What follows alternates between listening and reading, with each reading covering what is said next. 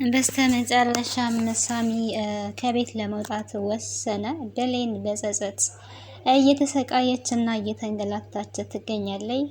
ውሳኔውን ደግሞ አከብራለሁ፣ ከዚህ በላይ መቆየት የለብኝም ብሏል።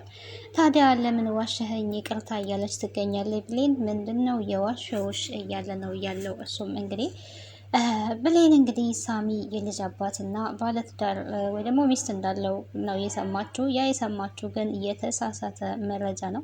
ቃል ሁለቱን ለማለያየት ብላ የፈጠረችው ታሪክ እንጂ ሳሚ ልጅ የለውም።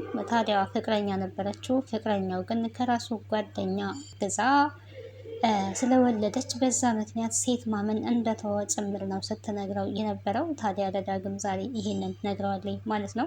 ዳግም የአባቱን ገዳይ ለመፈለግ ደፋ ቀና እያለ ይገኛል። አባቱ እንግዲህ በሰው እንደተገደለ ሰምቷል። በራሴ መንገድ እደርስበታለሁ እያለ ይገኛል። እናትየዋ ላይም በጣም ተናዷል። ለምን እስካሁን ደበቅሽኝ? የአባቴ ገዳይ ለኔ ይጠቅመኛል ማወቅ አለብኝ እያለ ነው። እሷ ደግሞ አንተን ማጣት አልፈልግም እያለችው ትገኛለች።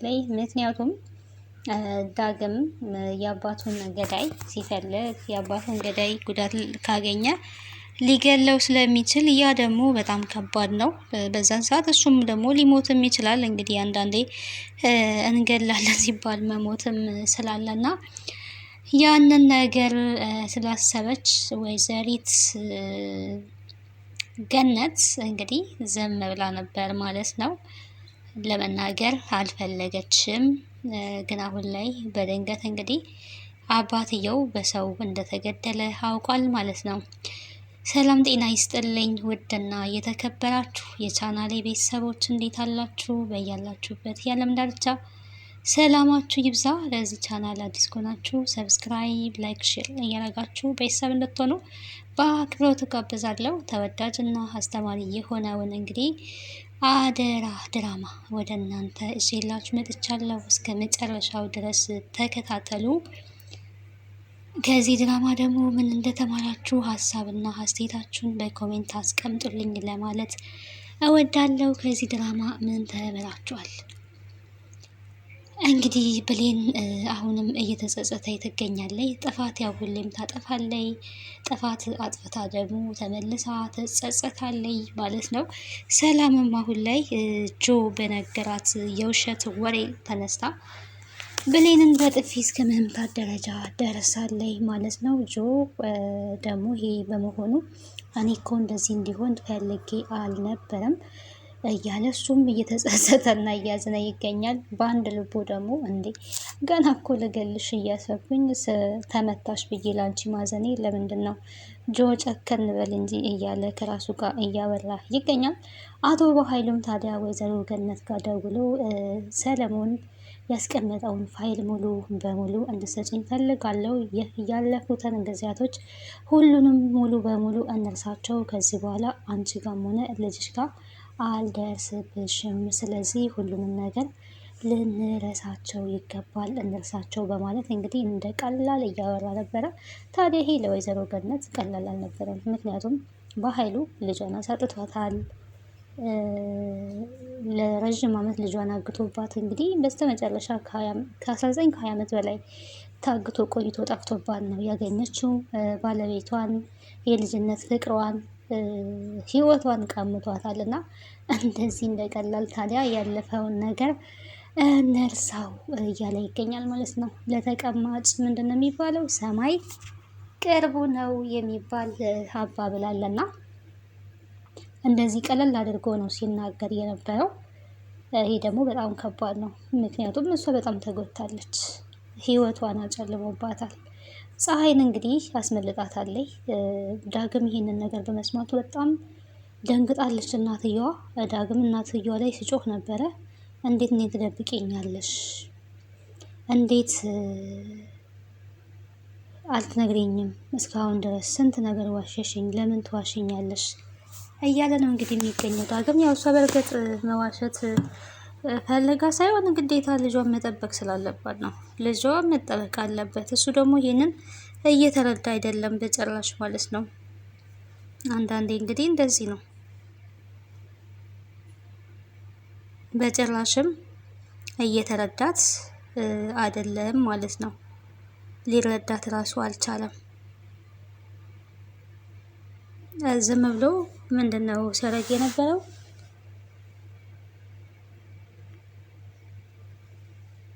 ማወቅ አለብኝ ነው እያለ የነበረው ማለት ነው። ግዴታ ማወቅ አለብኝ፣ የአባቴን ገዳይ ማወቄ ለእኔ ይጠቅመኛል እያለ ይገኛል እንግዲህ። እና በዚህ ሁሉ ወጣ ውረድ ውስጥ ነው ያሉት ሁለቱም። ማን እንደሚያሸንፍ ባናቅም እንግዲህ በራሴ መንገድ ግን ፈልጌ ያገኛለሁ ነው እያለ ያለው። እንግዲህ በራሱ መንገድ ፈልጎ ያገኛል አያገኝም የሚለውን ነገር ያንን እንግዲህ ያው በጊዜ ሂደት የምናየው ይሆናል ማለት ነው። በእርግጥ በኃይሉ እንደሆነ ታውቃለች ማለት ቃልም ታውቃለች።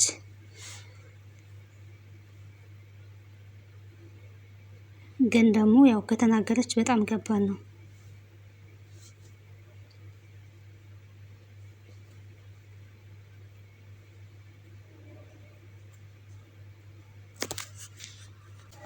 ግን ቃል ታዲያ ተከታትላ ያው ከሱ ጋር ወደ ቤት ተመልሳለች። እናቴ ደህና ሁኚ፣ በራሴ መንገድ ደርስበታለሁ ብሏል ማለት ነው ዳግም። ይሄን ነገር ያው ታውቃለች ቃል በኃይሉን እሱ ገዳይ የአባቱ ገዳይ እንደሆነ በደንብ አድርጋ ታውቃለች። ግን እናትየዋ ራሱ ስትናገር እንደዛ ስትዋሽ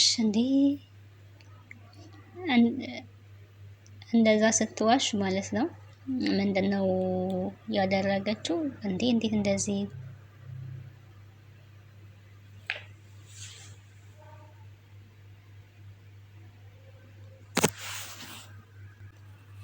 ግን ብሌን ያው በጣም እየተጸጸተች ትገኛለች ማለት ነው። ባደረገችው ስራ በጣም ነው የተጸጸተችው።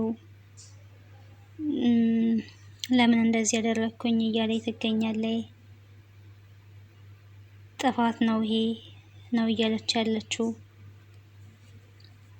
ደግሞ በአንድ ጎን ሳሚ ሄዳለሁ ሲል ደግሞ ያ ነገርም በጣም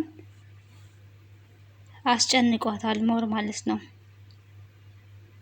አስጨንቋታል ስህተተኛ እንደሆነች ጥፋተኛ እንደሆነች እንግዲህ በራሷ ጊዜ እየተረዳች ነው የምትገኘው። እና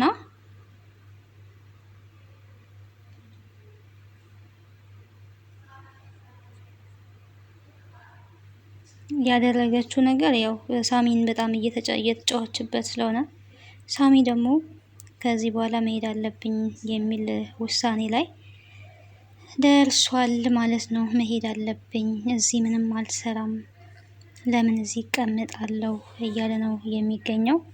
ሰላም ደግሞ ከዛ እንዲሄድ አልፈለገችም። ሲቀጥል እሷም ብትሆን ብሌን አይ አታረገውም፣ ሳሚ አታረገውም እያለች ነው የምትገኘው ማለት ነው። በጭራሽ አታደርገውም፣ መሄድ የለብም፣ እንደዛ ማድረግ የለብም ነው እያለች ያለችው። እንግዲህ ያው ምንም ማድረግ አይቻልም። ደግሞ ታዲያ አንዳንድ ጊዜ በራሷው ጥፋት ተመልሳ እንደዚህ ማድረግ አልነበረብኝም እያለች ብዙውን ጊዜ ትላለች። ዞሮ ዞሮ ያው ምንም ማድረግ አይቻልም። አንዴ ካፍ የወጣ አፋፍ ነው የሚባለው መሰለኝ። ካፍ የወጣ አፋፍ እንደዛ ነገር አለና ግራ ተጋብታለች፣ ተወዛግባለች። ይሄንን ደግሞ ታዲያ ምን ይሏታል? ሰላም ግራ ተጋብታለች እች ልጅ እያለች ነው የምትገኘው። ምክንያቱም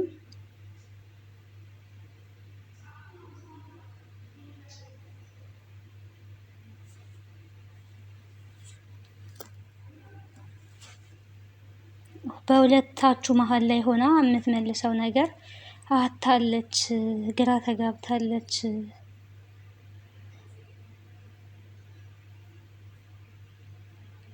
ስለዚህ ከዚህ መሄድ አንተም ያው ጥሩ አይደለም አይነት ነገር እያለች ትገኛለች። ሰላምም ደግሞ ያው በጥፊ መታታለች። ብሌን ብዙ ነገር ውስጥ ነው ያለችው፣ ግን ሁሉም ነገር ይስተካከላል ብዬ ተስፋ አደርጋለሁ።